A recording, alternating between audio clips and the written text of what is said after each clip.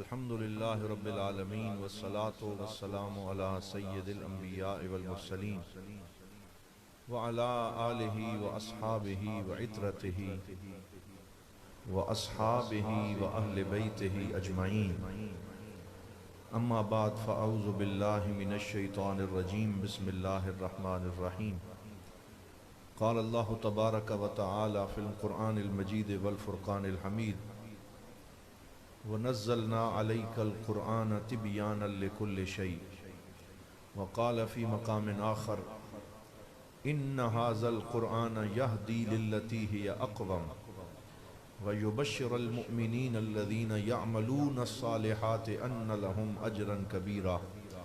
صدق الله مولانا العظيم وبلغنا رسوله النبي الكريم ونحن على ذلك لمن الشاهدين والشاكرين والحمد للہ رب العالمین.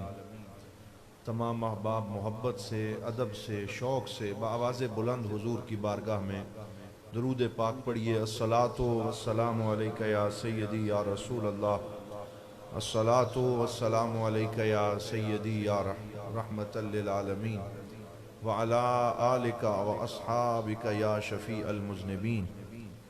اللہم صلی علی سیدنا و مولانا محمد الفاتح لما اغلق والخاتم لما سبق ناصر الحق بالحق والہادی الی صراطک المستقیم وعلی آلہ حق قدرہ ومقدارہ العظیم. بعد از حمد و صلاة لائق صد عزت و تکریم معزز و محتشم علماء کرام، سادات کرام اور جملہ برادران اسلام، اللہ کے فضل و کرم سے ہم سب آج اس جامعہ مسجد نور والی، شہزادہ والی، ملکوال میں حاضر ہیں. یہ مسجد بھی نور والی ہے اور اس میں آج قرآن کا نور برس رہا ہے اور حفاظ قرآن حکیم کی دستار بندی کی یہ محفل ہے. میں اس عظیم کامیابی پر سب سے پہلے اس پوری علمی تحریک جو یہاں پہ بپا ہے، اس کے روح رواں جناب محترم علامہ پیر سید صفدر شاہ صاحب زیدہ مجدہ، ان کو مبارکباد پیش کرتا ہوں اور ان کی پوری ٹیم، علامہ حافظ اسرار احمد چشتی صاحب، علامہ محترم محمد حمزہ صاحب اور دیگر ان کے جو رفقا ہیں، جو ان کے ساتھ تعاون کرنے والے ہیں، ان سب کو دل کی عطا گہرائیوں سے مبارکباد پیش کرتا ہوں. مجھے بتایا گیا کہ قبلہ شاہ صاحب اس مسجد میں 1994 میں تشریف لائے اور آج 2022 ہے، یعنی یہ 1994 سے یہ سفر شروع ہوا خدمت کا اور قرآن حکیم کی تدریس اور تعلیم کا، اور 18-20 سال ہونے کو ہیں اور یہ سفر جاری و ساری ہے. بلکہ میں غلط کہہ رہا ہوں، یہ ہماری ریاضی علماء کی کمزور ہوتی ہے، تو 28 سال ماشاءاللہ. بلکہ اب میں یوں بھی کہہ سکتا ہوں کہ 2-4 برس کی بات نہیں، یہ نصف صدی کا قصہ ہے. تو یہ اب سفر اس جانب بڑھ رہا ہے. اللہ کریم ان کی توفیقات خیر میں اضافہ فرمائے اور وہ بچے جو آج یہاں سے قرآن کا نور لے کے جا رہے ہیں، ان کے والدین کو، ان کے خاندانوں کو مبارکباد پیش کرتا ہوں کہ جنہوں نے اپنے بچوں کو قرآن کی تعلیم کی طرف متوجہ کیا اور اس مادیت پرستی کے دور میں قرآن کی اہمیت کو محسوس کیا اور پیرا دیتے رہے، اپنے بچوں کی خدمت کرتے رہے. آج ان کے چہرے بھی خوشی سے دمک رہے ہیں. اللہ رب العزت نے قرآن حکیم میں ارشاد فرمایا: وجوہ یومئذ مستبشرہ، کہ ایک دن وہ آنے والا ہے جس دن کچھ چہرے سیاہ ہوں گے، تاریک ہوں گے، اور کچھ چہرے 14ویں کے چاند کی طرح چمک رہے ہوں گے.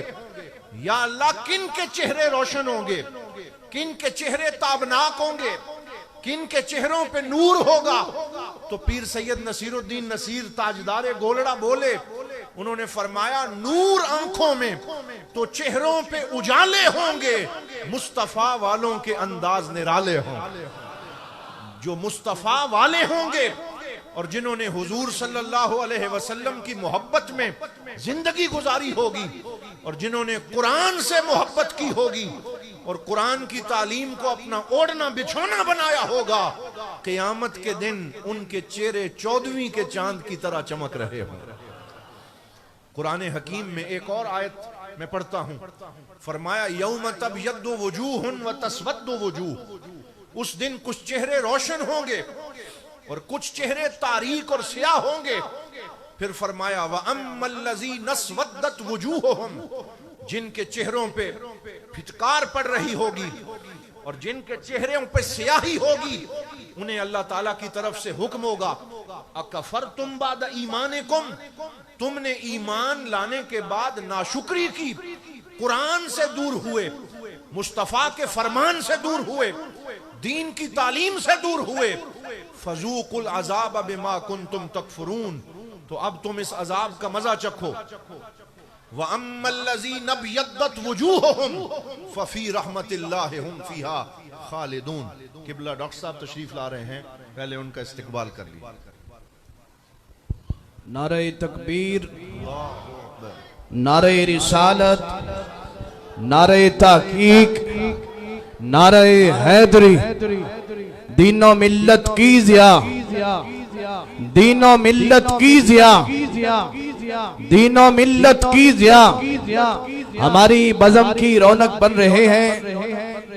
پیر طریقت، رہبر شریعت، جگر گوشہ حضور سیدی ضیاء الامت، عکس جمال کرم حضور قبلہ حضرت پیرزادہ ڈاکٹر ابو الحسن محمد شاہ صاحب الازہری مدد اللہ العالی، میں آپ کو دل کی عطا گرائیوں سے اس بزم نور پر تشریف لانے پر خوش آمدید عرض کرتا ہوں۔ تمام احباب اپنی جگہوں پر تشریف رکھیں۔ نعرہ تکبیر، سب احباب سے گزارش ہے اپنی جگہوں پر تشریف رکھیں۔ نعرہ رسالت، نعرہ رسالت، نعرہ تحقیق، نعرہ حیدری، سیدی مرشدی۔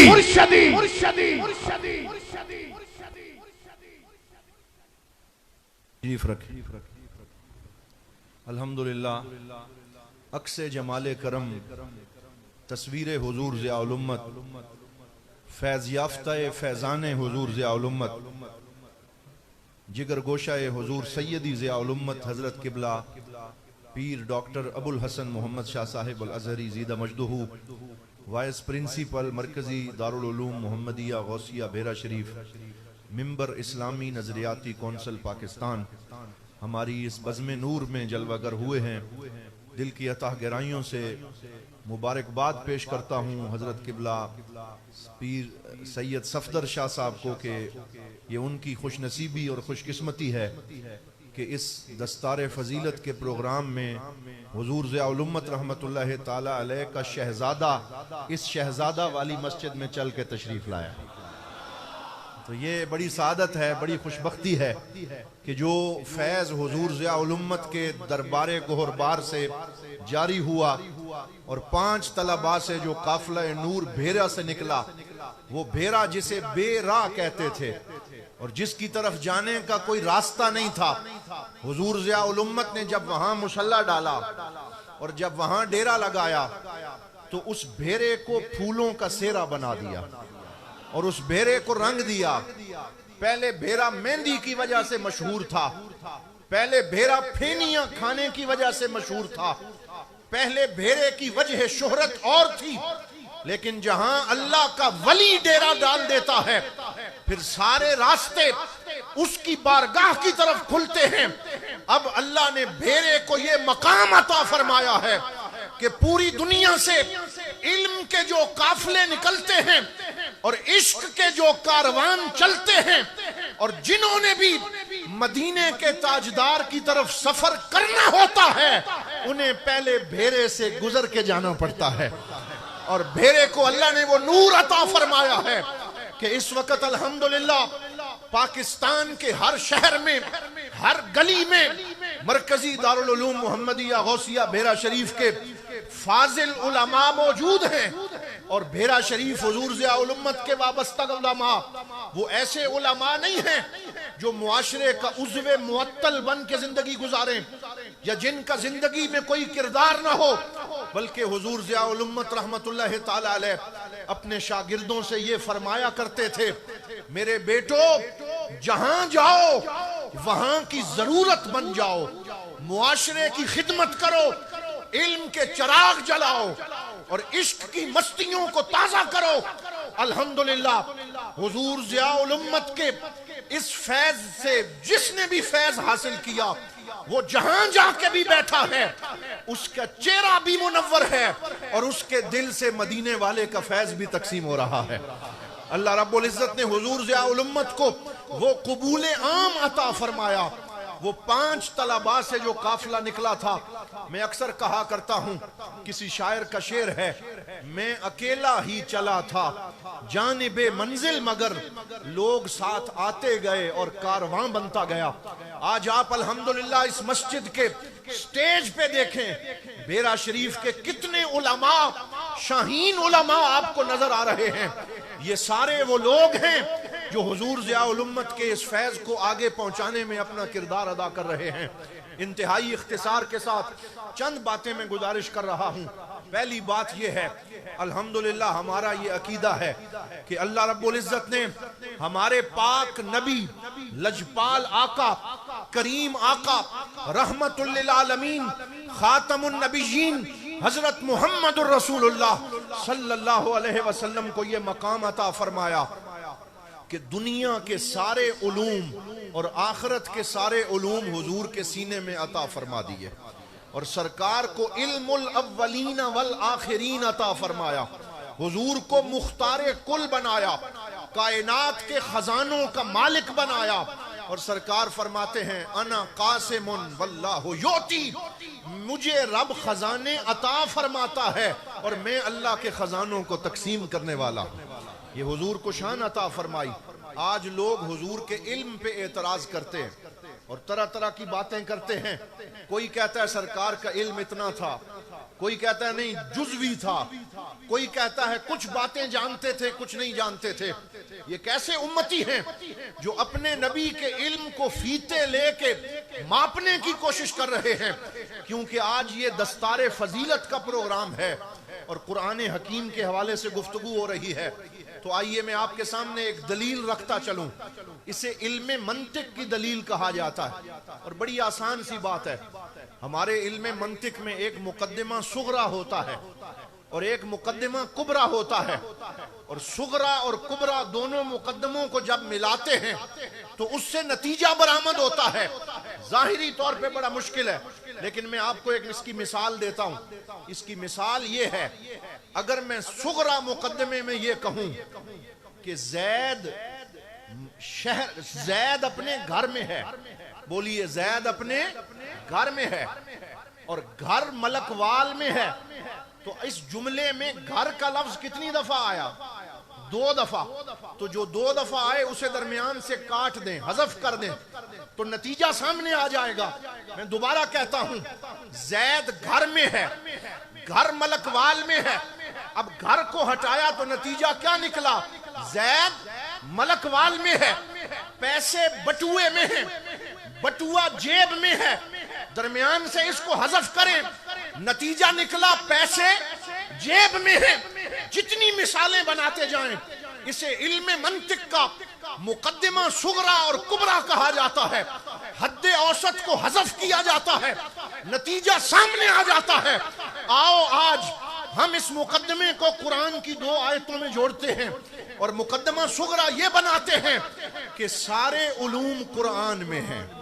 سارے مل کے بولو، سارے علوم قرآن میں ہیں۔ لا رتب ولا یابس الا فی کتاب مبین۔ اللہ تعالیٰ نے ہر خشک و تر شے کا علم قرآن میں رکھ دیا۔ یہ پہلا مقدمہ ہے کہ سارے علوم قرآن میں ہیں۔ پھر قرآن کہاں ہے؟ قرآن کہتا ہے وَنَزَّلَهُ عَلَىٰ قَلْبِكَ بِإِذْنِ اللَّهِ۔ اللہ رب العزت نے قرآن کو سینہ مصطفیٰ پہ نازل کیا ہے۔ تو میں کہوں گا سارے علوم قرآن میں ہیں، قرآن سینہ مصطفیٰ میں ہے، نتیجہ نکلا دنیا جہان کے سارے علوم سینہ مصطفیٰ میں ہیں. نعرہ تکبیر، نعرہ رسالت، نعرہ تحقیق، عظمت و شان مصطفیٰ کریم. اس میں اب کوئی شک والی تو بات رہ نہیں گئی. اگر قرآن کو یوں سمجھ لیا جائے تو پھر پتہ چلتا ہے کہ قرآن میں سارے علوم ہیں اور قرآن میرے نبی کے سینے میں ہے، اور جسے قرآن کا فیض ملا ہے وہ سینہ مصطفیٰ سے ملا ہے اور حضور کی بارگاہ سے ملا ہے. اور حضور کی محبت کے بغیر کبھی قرآن کی سمجھ آ سکتی نہیں ہے. جب تک سرکار کا عشق نہ ہو، حضور کی محبت نہ ہو، سرکار کی غلامی نہ ہو، حضور کی یاد میں رونا نہ ہو، سرکار دو عالم کے کسی عاشق کی بارگاہ میں حاضری نہ ہو، اس وقت تک قرآن اپنے اسرار و رموز کسی پہ کھولتا نہیں ہے. اسی وجہ سے حضور ضیاء الامت جسٹس پیر محمد کرم شاہ الازہری رحمت اللہ تعالی علیہ نے سارے علوم حاصل کرنے کے لیے سیال شریف اپنے مرشد کریم حضور خواجہ محمد قمر الدین سیالوی کی بارگاہ میں حاضری دی. پھر جامعہ الازہر گئے، پھر حضرت محمد نعیم الدین مراد آبادی کی بارگاہ میں علم حدیث کا فیض حاصل کیا. اللہ رب العزت نے حضور ضیاء الامت کے سینے کو سارے علوم سے معمور فرما دیا اور آپ نے پھر اس فیض کو آگے بڑھایا. آج کی اس گفتگو میں سرکار دو عالم سارے مل کے کہہ دیں صلی اللہ علیہ وآلہ وسلم کے دو صحابہ کا ذکر بھی کرنا چاہتا ہوں. پہلے صحابی کا نام ہے جن کا تعلق قرآن کی خدمت سے ہے، حضرت سیدنا مصعب بن عمیر رضی اللہ تعالی عنہ. یہ کون ہیں؟ یہ مکے میں رہتے تھے اور شروع میں یہ بڑے جو ہے وہ بہت زیادہ عیش و عشرت میں پلے اور ان کی والدہ انہیں سونے کے لقمے سے کھلاتی تھی اور ساری نعمتیں ان کو دیتی تھی. اچھا ریشم کا لباس پہنتے تھے اور بڑے خوش و خرم رہتے تھے اور اللہ رب العزت نے ان کو بڑی نعمتوں سے مالا مال کیا. جب سرکار دو عالم صلی اللہ علیہ وسلم نے اپنے اس دین کا اعلان فرمایا تو حضور نبی رحمت صلی اللہ علیہ وسلم دار ارقم میں اپنے چند صحابہ کو قرآن کی تعلیم دیتے تھے اور قرآن حکیم کے فیض کو عام کرتے تھے. تو حضرت مصعب ابن عمیر کے کانوں میں ایک دن وہ گزر رہے تھے تو حضور نبی رحمت صلی اللہ علیہ وآلہ وسلم قرآن پڑھ رہے تھے. حضرت مصعب ابن عمیر کے کانوں میں حضور کی آواز پڑ گئی اور سرکار دو عالم کو قرآن پڑھتے ہوئے سنا. قرآن ان کے دل میں اتر گیا اور دل سے تیری نگاہ جگر تک اتر گئی اور سرکار دو عالم کے فیض سے حضور کے عشق سے سینہ آباد ہو گیا. چپکے سے اندر گئے اور اپنی ماں سے اجازت بھی نہیں لی، حضور کے قدموں میں گرے اور پڑھ لیا لا الہ الا اللہ محمد الرسول اللہ. غلام بن گئے، کلمہ پڑھ لیا. پھر چھپ چھپ کے حضور کی بارگاہ میں حاضری دیتے تھے کہ میری ماں کو پتہ نہ چلے، میرے رشتہ داروں کو پتہ نہ چلے. ایک دن عثمان بن طلحہ جو ابھی کافر تھے انہوں نے دیکھ لیا کہ یہ جو مصعب ابن عمیر ہے دار ارقم میں حضور کے پاس جا رہا ہے اور سرکار کے پاس نماز پڑھ رہا ہے اور قرآن سیکھ رہا ہے. جا کے ماں کو بتا دیا. جب واپس آئے ماں نے پابندیاں لگا دی، تیرا لباس بند، تیرا کھانا بند، اور ان کو ایک کمرے میں زنجیروں سے جکڑ کے قید کر دیا اور ظلم و ستم کا شکار بنا دیا اور بہت زیادہ حالات ان کے سخت ہو گئے. تو پھر کیا ہوا؟ حضرت مصعب ابن عمیر نے کہا جتنی مرضی ہیں تکلیفیں دے لو، میں حضور کی غلامی کو چھوڑنے والا نہیں ہوں. اب یہ دل حضور کا ہو چکا ہے، اب سرکار دو عالم کے قدموں پہ میں نثار ہو چکا ہوں. کروں تیرے نام پہ جاں فدا، نہ بس ایک جاں دو جہاں فدا، دو جہاں سے بھی نہیں جی بھرا، کروں کیا کروڑوں جہاں نہیں. تو بڑا ظلم ہوا، بڑا ستم ہوا، لیکن یہ اپنے گھر سے چپکے سے نکلے، زنجیروں کو توڑا اور حضور کے حکم پہ حبشہ کی طرف ہجرت کر گئے. تو ان کو ذل ہجرتین کہا جاتا ہے کہ انہوں نے دو ہجرتیں حضور کے حکم سے کی، حبشہ کی طرف بھی گئے. پھر جب پتا چلا کہ واپس مکہ میں زیادہ لوگ مسلمان ہو گئے ہیں تو واپس آئے، لیکن واپس آئے تو وہ افواہ غلط تھی. پھر حضور صلی اللہ علیہ وسلم نے اپنے پاس مکہ میں رکھ لیا میں بیان یہ کرنا چاہتا ہوں کہ جس مکہ والوں کو تو توفیق نہیں ہو رہی تھی، وہ تو ایمان سے محروم تھے، مدینہ سے 12 لوگ آئے اور رات کی تاریکی میں بیعت العقبۃ الاولی میں حضور صلی اللہ علیہ وسلم کے دستے حق پرست پہ بیعت کی، اور جب واپس جانے لگے تو حضور سے عرض کیا یا رسول اللہ ہم اکیلے نہیں جائیں گے، ہم تنہا نہیں جائیں گے، ہمیں کوئی مبلغ عطا فرمائیں کہ جو قرآن آپ پہ نازل ہوا ہے وہ ہمارے پاس مدینے میں آئے اور ہمیں آ کے وہ قرآن پڑھائے، ہمارے لوگوں کو دین کی دعوت دے تاکہ زیادہ لوگ مدینے کے یثرب کے مسلمان ہو جائیں۔ تو سرکار دو عالم کی نگاہ انتخاب اپنے جس غلام پہ پڑی، ان کا نام حضرت مصعب ابن عمیر رضی اللہ تعالیٰ عنہ۔ حضور نے ان کو بلایا، فرمایا میں تمہیں بڑی اعلیٰ ڈیوٹی پہ بھیج رہا ہوں، خیرکم من تعلم القرآن وعلمہ۔ سب سے پہلے سرکار نے یہ فرمان حضرت مصعب ابن عمیر سے فرمایا، سب سے بہترین وہ ہے جو قرآن پڑھے اور آگے پڑھائے۔ اے مصعب تو نے قرآن کا نور میرے لبوں سے حاصل کیا ہے، مجھ سے سیکھا ہے، جا میں تیری ڈیوٹی لگاتا ہوں، جا کے یثرب کے لوگوں کو قرآن سکھاؤ، ان کو قرآن پڑھنا سکھاؤ، نماز پڑھاؤ، خطبہ دیا کرو۔ حضرت مصعب ابن عمیر فرسٹ ایمبیسیڈر آف اسلام کا لقب حاصل کر گئے، اسلام کے پہلے سفیر بنے، پہلے معلم بنے، جن کو حضور صلی اللہ علیہ وسلم نے مدینہ طیبہ کی طرف بھیجا، یہ وہاں پہنچے۔ پہلے سال 12 لوگ آئے تھے، ایک سال جب انہوں نے مدینے کے لوگوں کو قرآن کی دعوت دی اور توحید کی دعوت دی، جب اگلا سال آیا تو مدینے سے 12 بندے نہیں آئے، مدینے سے 82 افراد نکلے جنہوں نے اس ایک مبلغ کی دعوت پر اسلام قبول کر لیا اور حضور کے قدموں میں حاضر ہو گئے۔ ان میں بیبیاں بھی تھیں، ان میں جوان بچے بھی تھے، ان میں بزرگ بھی تھے۔ اگلے سال 82 ہو گئے۔ پھر جب سرکار دو عالم ہجرت کر کے مدینہ تشریف لائے تو صرف 1.5 سال کی محنت سے حضرت مصعب ابن عمیر نے گھر گھر میں قرآن کا چراغ جلا دیا تھا اور گھر گھر میں لوگ مسلمان ہو چکے تھے۔ آپ لوگوں سے سنتے رہتے ہیں کہ جب سرکار مدینہ تشریف لائے تو اس وقت بچیاں کیا پڑھ رہی تھیں؟ طلع البدر علینا من ثنیات الوداع وجب الشکر علینا ما دعا للہ داع ایہا المبعوث فینا جئت بالامر المطاع۔ جھنڈے لہرائے جا رہے تھے، نعرے لگ رہے تھے، استقبال ہو رہا تھا۔ یاد رکھیں وہ جو استقبال ہو رہا تھا وہ ویسے ہی نہیں ہو رہا تھا، اس کے پیچھے ایک مبلغ کی محنت تھی اور اس مبلغ کا نام حضرت مصعب ابن عمیر ہے۔ اسی وجہ سے سرکار دو عالم صلی اللہ علیہ وسلم نے حضرت مصعب ابن عمیر کا ہاتھ پکڑ کے ارشاد فرمایا، اے مصعب تجھے مبارک ہو، جب تک مدینے میں لوگ قرآن پڑھتے رہیں گے تیری قبر میں تجھے ثواب پہنچتا رہے گا، تیرا مزار روشن رہے گا۔ جب بھی مدینے جاؤ حضور کی بارگاہ میں حاضری دو۔ ہم دعا کرتے ہیں اللہ تعالیٰ اس بابرکت محفل کے صدقے ہمیں مدینے کی حاضری عطا فرمائے، حضور کے روضے کی حاضری نصیب فرمائے۔ جب مدینے جائیں تو وہاں جا کے حضرت مصعب ابن عمیر کو بھی فاتحہ پڑھیں، ان کو بھی ایصال ثواب کریں کہ مدینے میں جو چراغ جلے ہیں وہ اس مبلغ کی محنت کی وجہ سے جلے۔ تو میں آج یہ آپ سے عرض کرنا چاہتا ہوں کہ دین کی محنت کی اہمیت کیا ہے۔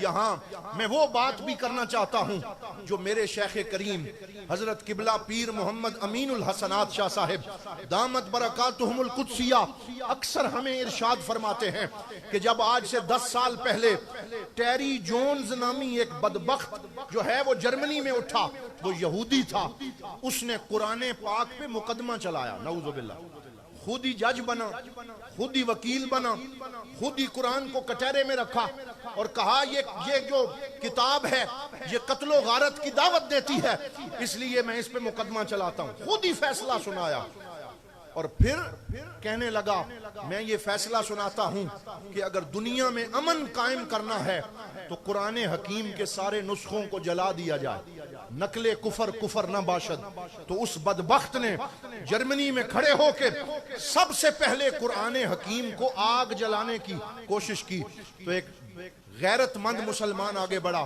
اس نے اسے تھپڑ رسید کیا اور اس کو اس فعل شنیع سے باز رکھا۔ اور وہ تو خود جل سڑ کے مرے گا اور اس کا انجام برا ہوگا. لیکن ہمارے لوگوں نے کیا کیا؟ پاکستان میں ٹائر جلانے شروع کر دیے، عمارتوں پہ پتھر برسائے، مظاہرے کیے، احتجاج کیے. تو اس وقت حضرت قبلہ پیر محمد امین الحسنات شاہ صاحب جو حضور ضیاء الامت کے فیضان کے امین ہیں اور جنہوں نے اس علمی تحریک کو آگے بڑھایا ہے، آپ میڈیا پہ آئے اور آپ نے فرمایا ٹیری جونز کی گستاخی کا یہ جواب نہیں ہے کہ اپنے ملک کی سڑکوں کو جلایا جائے اور یہاں کی عمارتوں کو نقصان پہنچایا جائے اور اپنے ہی لوگوں پہ لاٹھیاں برسائی جائیں. یہ کوئی جواب نہیں ہے. اس سے تو وہ اور خوش ہوں گے. جواب کیا ہے؟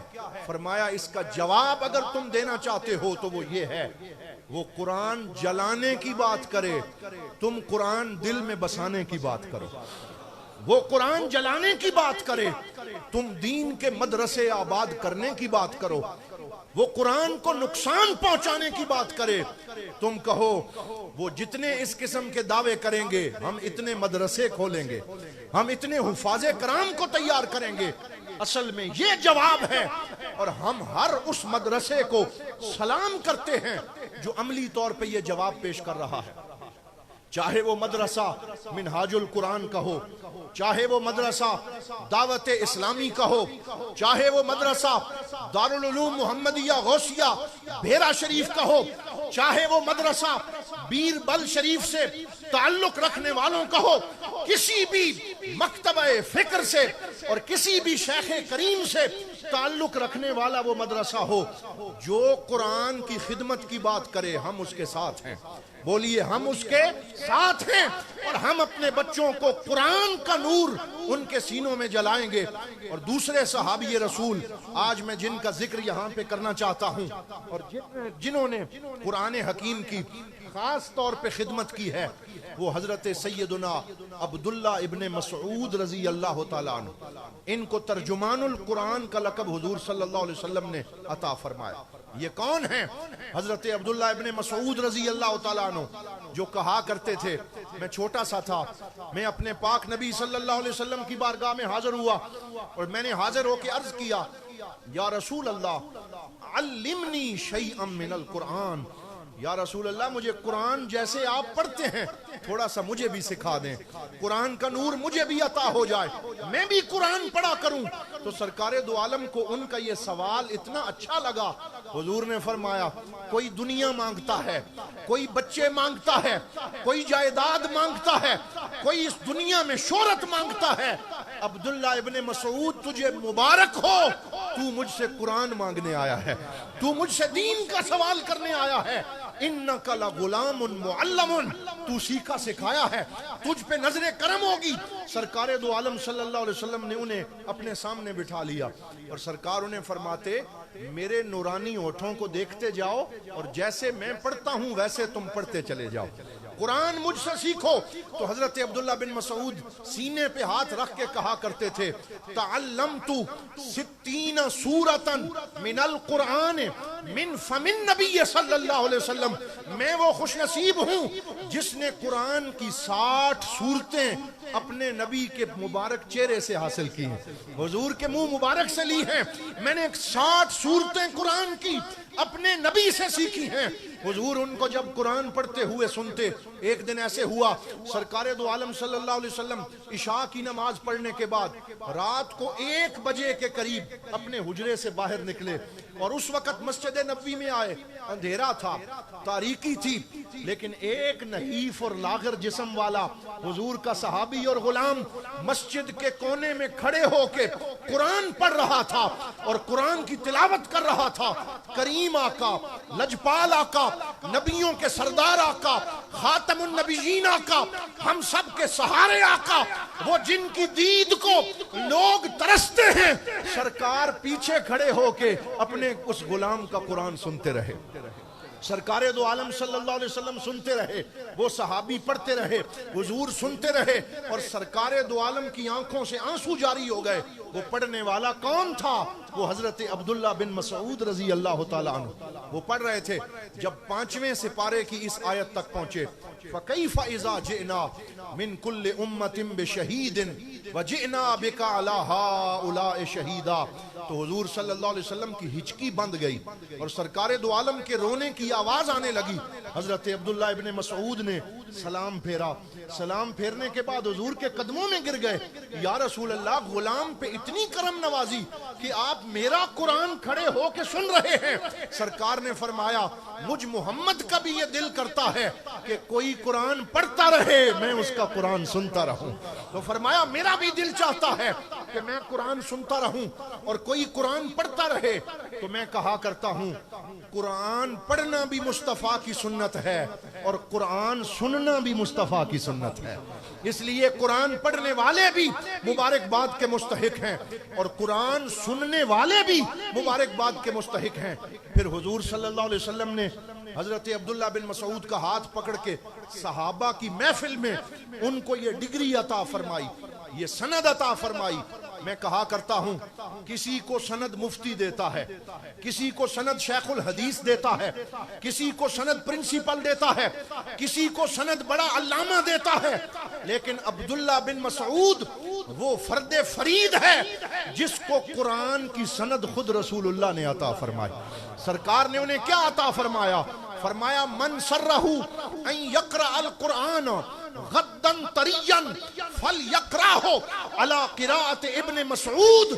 فرمایا میرے جس غلام کا یہ دل کرتا ہے کہ وہ تر و تازہ قرآن حاصل کرے, تر و تازہ قرآن پڑھے, تو وہ میرے عبداللہ بن مسعود سے قرآن سیکھا کرے. ان کو یہ ڈگری حضور کی بارگاہ سے ملی. لیکن میں اکثر دوستوں سے یہ عرض کیا کرتا ہوں ہاتھ جوڑ کے کہ جب حضرت عبداللہ بن مسعود سے کوئی پوچھتا تھا کہ جناب آپ کا تعارف کیا ہے, آپ کا ڈیزگنیشن کیا ہے, آج ہم اپنے آپ کو علامہ کہنے میں فخر محسوس کرتے ہیں, ڈاکٹر کہنے میں فخر محسوس کرتے ہیں اور بڑے بڑے القابات سن کے ہم فخر محسوس کرتے ہیں. حضرت عبداللہ بن مسعود سے جب کوئی پوچھتا جناب آپ کا تعارف کیا ہے, تو وہ فرماتے تھے انا صاحب السواک وانا صاحب الوسادہ وانا صاحب النالین. وہ کہتے میرا تعارف پوچھنا چاہتے ہو تو میں حضور کے جوڑے اٹھانے والا ہوں, میں حضور کے نالین کو سینے سے لگانے والا ہوں, میں سرکار کی مسواک انہیں پیش کرنے والا ہوں, میں حضور کا تکیہ اٹھانے والا ہوں. انہوں نے یہ سبق دیا کہ علم کو تعارف نہ بناؤ, ڈگریوں کو تعارف نہ بناؤ, اپنا تعارف بنانا ہے تو بزرگوں کی خدمت کو تعارف بناؤ, اپنے استاد کی خدمت کو تعارف بناؤ.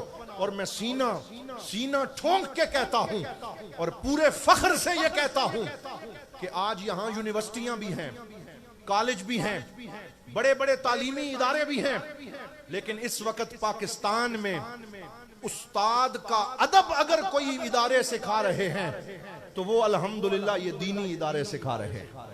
یہ چٹائی پہ بیٹھ کے پڑھانے والے آج بھی یہ شاگرد اپنے استادوں کے ہاتھ چومتے ہیں, ان کے جوتے سیدھے کرتے ہیں, ان کو دباتے ہیں, ان سے محبت سے ان کی خدمت کرتے ہیں. آپ کو یہ چیز کالج میں نہیں ملے گی, یونیورسٹی میں نہیں ملے گی. یونیورسٹی کا سٹوڈنٹ اپنے استاد کے سامنے ٹانگ پہ ٹانگ چڑھا کے بیٹھتا ہے, اور بعض تو ایسے بھی ہیں جو کلاس روم میں سگریٹ پیتے ہیں اور اپنے استاد کے سامنے آنکھوں میں آنکھ ڈال کے بات کرتے ہیں. الحمدللہ نبوی منہج تعلیم اور حضور کے فیض کو اگر کسی نے سنبھال رکھا ہے تو وہ ان درویشوں نے سنبھال رکھا ہے, وہ ان اداروں نے سنبھال رکھا ہے. حضور ضیاء الامت رحمت اللہ تعالی علیہ نے ہمیں یہ سبق دیا کہ اپنے پیر و مرشد کا احترام کیسے کرنا ہے, اپنے استاد کا احترام کیسے کرنا ہے. میں یہاں اپنے پیر و مرشد کی ایک بات بھی آپ کو سنا کے اپنا ایمان تازہ کر لوں. آپ جب سیال شریف حاضری دیتے تھے پاؤں میں جوتا نہیں پہنتے تھے اور آپ کے گلے میں پٹکا ہوتا تھا اور آپ کی آنکھوں میں آنسو ہوتے تھے. ایک دفعہ جب آپ حج کرنے جا رہے تھے, میں نے پہلے بھی یہ بات عرض کی تھی, تو اپنے مرشد کریم حضور شیخ الاسلام سے اجازت لینے سیال شریف پہنچے اور وہاں یہ ادب دینی ادارے سکھاتے ہیں, یہ ادب خانقاہیں سکھاتی ہیں. اس لیے ہم یہ کہتے ہیں فتنہ پرور اس دور میں خانقاہوں سے جڑ جاؤ. یہاں ایسے بدبخت بھی ہیں جو ٹی وی کی سکرین پہ بیٹھ کے کہتے ہیں کتابوں سے علم لو بابوں سے نہ لو. کیا کہتے ہیں؟ کتابوں سے سیکھو بابوں سے نہ سیکھو. تم نے یہ پٹی کہاں سے پڑھ لی, تمہیں یہ سبق کس نے دے دیا؟ یاد رکھو جب تک کسی بزرگ کے خدمت میں حاضر نہیں ہوگے، جب تک کسی سے اخلاقیات کا درس حاصل نہیں کرو گے، اس وقت تک کتابیں تمہیں عالم بنا سکتی نہیں ہیں۔ کتابیں متکبر بنائیں گی، کتابیں مغرور بنائیں گی، کتابیں تمہارے چہرے کو بگاڑیں گی، کتابیں تمہارے اخلاق کو خراب کریں گی۔ کتاب تب فائدہ دے گی جب صاحب کتاب سے تعلق پیدا ہو جائے گا۔ اسی لیے اقبال نے کہا تھا تجھے کتاب سے ممکن نہیں فراغ کہ تو کتاب خواں ہے مگر صاحب کتاب نہیں۔ جو صرف کتاب خواں ہوتا ہے وہ گمراہ ہو جاتا ہے، اور جو کسی اللہ والے کی بارگاہ میں بیٹھ کے علم سیکھتا ہے وہ گمراہ نہیں ہوتا بلکہ اللہ تعالیٰ اسے علم نافع عطا فرما دیتا۔ اسی وجہ سے حضور ضیاء الامت جب حج کرنے جا رہے تھے تو وہ بھی کہہ سکتے تھے مجھے بابوں کے پاس جانے کی ضرورت نہیں، میں تو اللہ اور اس کے رسول کے پاس جاؤں گا، لیکن وہ پہلے سیال شریف گئے، اپنے مرشد خانے میں گئے، ہاتھ باندھ کے عرض کیا حضور حج پہ جانا چاہتا ہوں، اجازت ہے؟ تو حضور شیخ الاسلام نے فرمایا کرم شاہ جی اجازت بھی ہے اور ساتھ ایک درخواست بھی ہے۔ مرشد اپنے مرید سے کہہ رہا ہے ایک درخواست بھی ہے۔ کیا درخواست ہے؟ حج پہ جب آپ آب زمزم پیئیں گے نا، جب آپ بیت اللہ کے پھیرے لیں گے، طواف کریں گے، اور جب آپ صفا مروہ کی سعی کریں گے اور مقام ملتزم پہ کھڑے ہوں گے اور حتیم کے نیچے نفل پڑھیں گے تو مجھے بھی اپنی دعاؤں میں یاد رکھنا۔ مجھے مجھے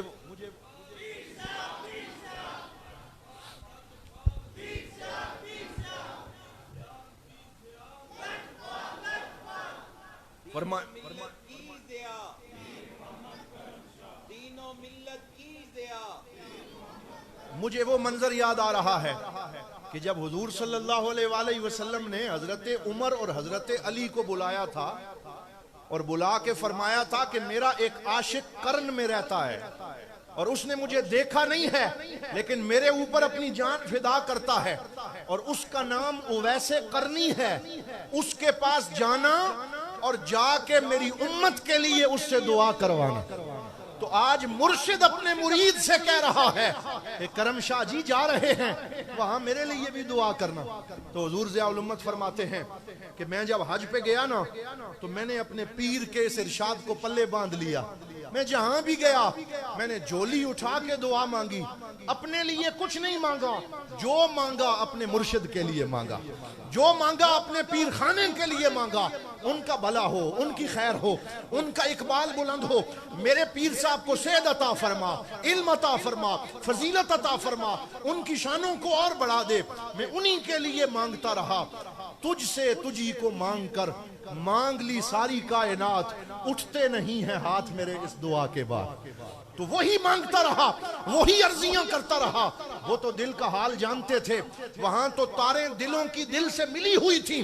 جب حج کر کے واپس آئے سب سے پہلے سیال شریف حاضری کے لیے گئے اور پھر غلامانہ انداز میں حاضری پیش کی۔ جب وہاں پہنچے حضور ضیاء الامت نے جب سلام کیا تو آگے سے مرشد کریم نے کیا فرمایا؟ پوچھا نہیں بلکہ حضور شیخ الاسلام نے فرمایا کرم شاہ جی جتنیاں دعاواں میرے واسطے منگیاں نے نا وہ اللہ نے تواڈے حق وچ قبول فرما لئیاں نے۔ آئے پہلے ہی بتا دیا۔ یا رسول اللہ حق چار یار یار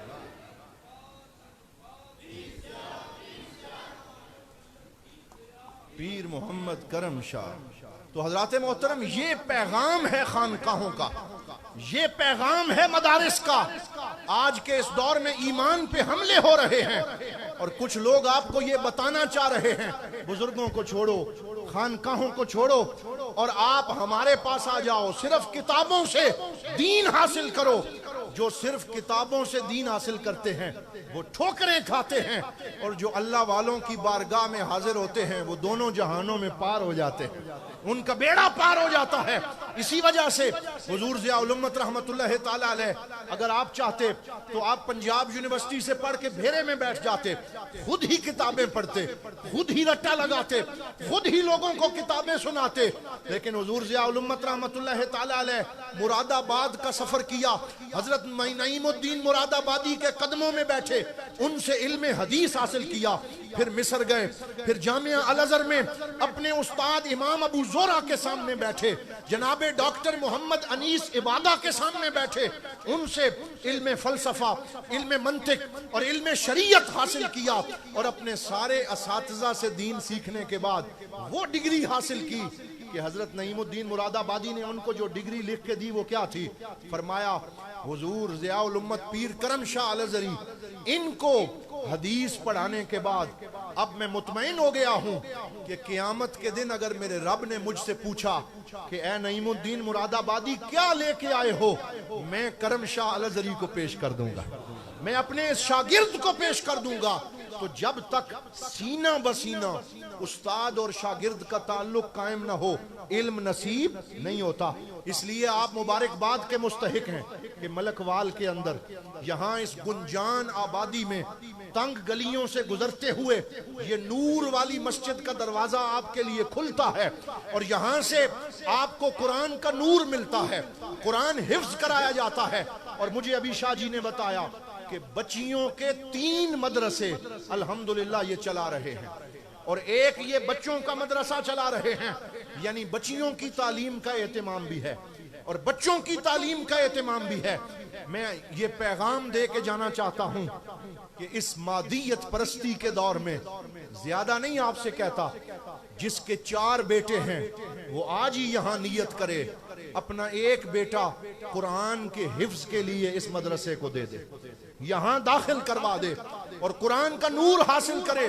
میں گارنٹی سے کہتا ہوں ذرا 20-25 سال بعد پیچھے مڑ کے دیکھنا، جس بیٹے کو تم قرآن کا تحفہ دو گے، آج کل لوگ کہتے ہیں نہیں جی ہم نے مسیتل نہیں بنانا، ہم نے مدرسے میں نہیں بھیجنا، یہ ہو جائے گا وہ ہو جائے گا۔ لوگوں اگر قرآن کی طرف لے کے نہیں آنا پھر کیا ہوگا؟ کل ہم نے ایسے لوگ دیکھے ہیں کہ ساری زندگی بچوں کو آکسفورڈ کا سلیبس پڑھایا، کیمبرج کا پڑھایا، مہنگے موبائل لے کے دیے، ان پہ بڑا خرچہ کیا، جب ان کی آنکھیں بند ہوئیں اور ان کا جنازہ تیار ہوا تو لوگوں نے اس بچے سے کہا کہ حضور نے فرمایا ہے، سارے مل کے کہہ دو صلی اللہ علیہ وسلم، کہ باپ کا جنازہ بیٹا پڑھائے، تو بیٹا صاحب آگے آئیں اپنے باپ کا جنازہ پڑھائیں۔ تو اس بیٹے کی چیخ نکل گئی، اس نے کہا جنازہ پڑھانا تو دور کی بات ہے، مجھے تو نماز جنازہ کی دعائیں بھی نہیں آتی، مجھے تو وضو کرنے کا طریقہ نہیں آتا۔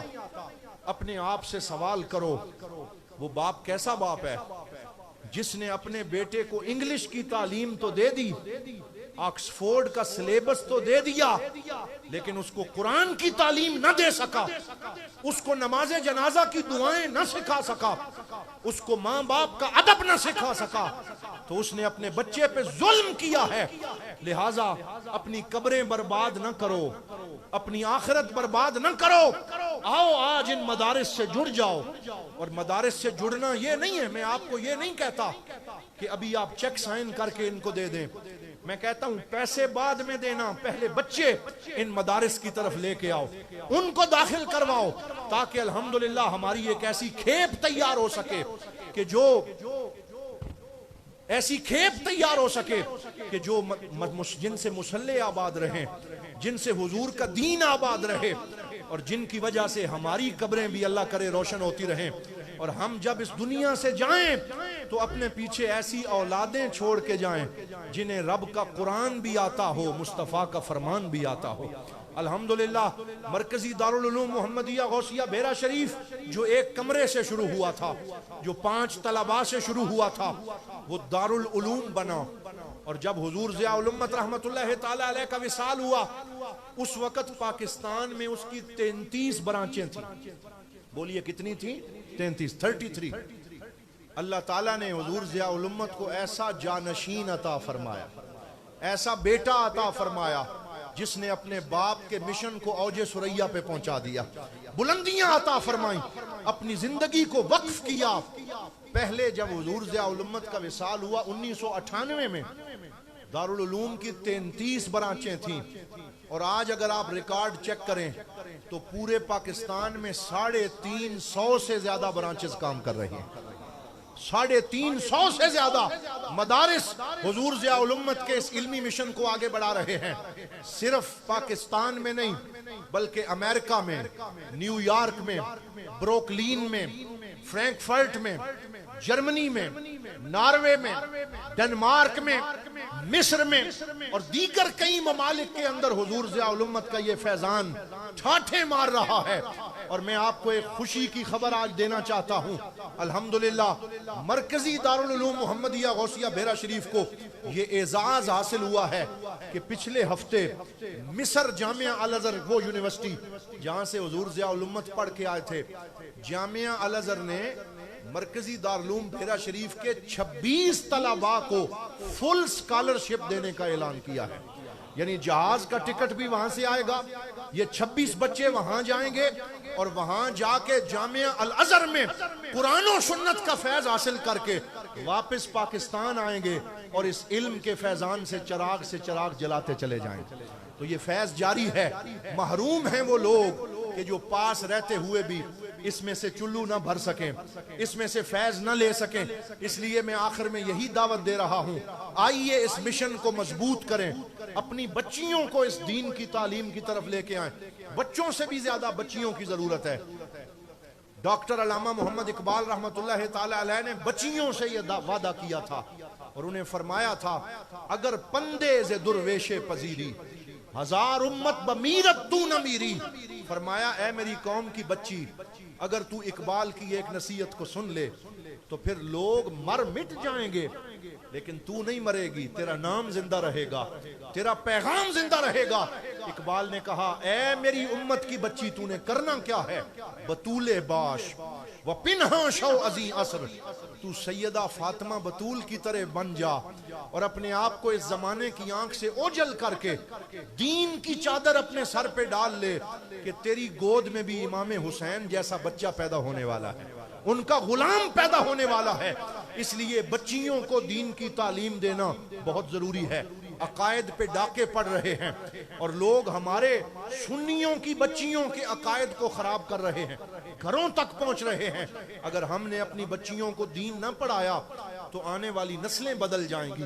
اس لیے جو میٹرک پاس بچیاں ہیں، جو مڈل پاس بچیاں ہیں، انہیں آپ یہاں مڈل پاس، میٹرک پاس بحیرہ شریف کے نصاب کے مطابق جنہوں نے میٹرک کے امتحان دے لیے ہیں وہ بچیاں داخلے کے لیے آ سکتی ہیں، اور وہ جب یہاں پڑھیں گی صرف دین نہیں پڑھیں گی بلکہ ایف اے بھی ہوگا، بی اے بھی ہوگا، ایم اے بھی ہوگا اور ساتھ دین کی تعلیم بھی ہوگی، اور جب وہ یہاں سے نکلیں گی تو ایک عالمہ اور فاضلہ بن کے نکلیں گی۔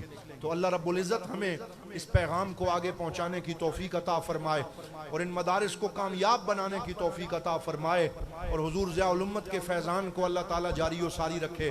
وآخر دعوانا